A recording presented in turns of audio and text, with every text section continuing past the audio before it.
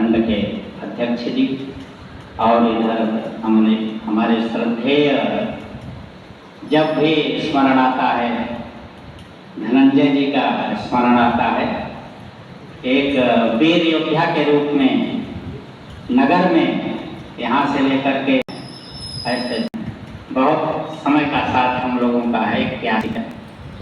और यहाँ समक्ष हमारे उपस्थित मान्य काशीनाथ जी, धर्मेंद्र जी, बंधुगण है सबको इस मंच विश्व हिंदू परिषद का स्थापना दिवस स्थान पर मनाया जाता है। तो उसके मूल में जो जाते हैं तो हजारों वर्षों की जो भारत की गुलामी थी,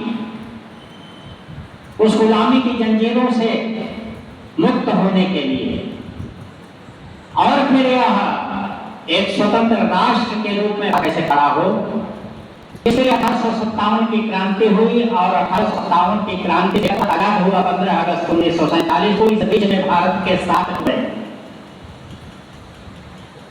जो अखंड भारत था,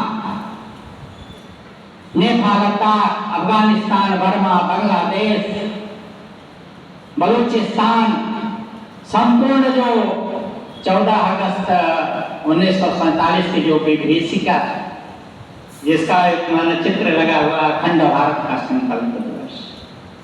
आज भी हम जाते हैं जब पांडिचेरी में महर्षि अरविंद का नाम आता है तो महर्षि पांडिचेरी उनके आश्रम में वह अखंड भारत का मानचित्र आज है। हमारे देश के प्रधानमंत्री माननीय अटल बिहारी जी की जो 51 कविताएं हैं उसमें लिखते थे आजादी अभी अधूरी है। शायद वही संकल्प है 2047 का संकल्प है कि वो भारत का खंडित भूभाग फिर से भारत के कब्जे में कब आएगा। राष्ट्रीय स्वयं सेवक संघ की स्थापना 1925 में हुई। उसके पहले ब्रिटिश हुकूमत ऐसी ही चलती रहे भारत के ऊपर। 1885 में A.O. ह्यूम के द्वारा अखिल भारतीय राष्ट्रीय कांग्रेस की स्थापना की,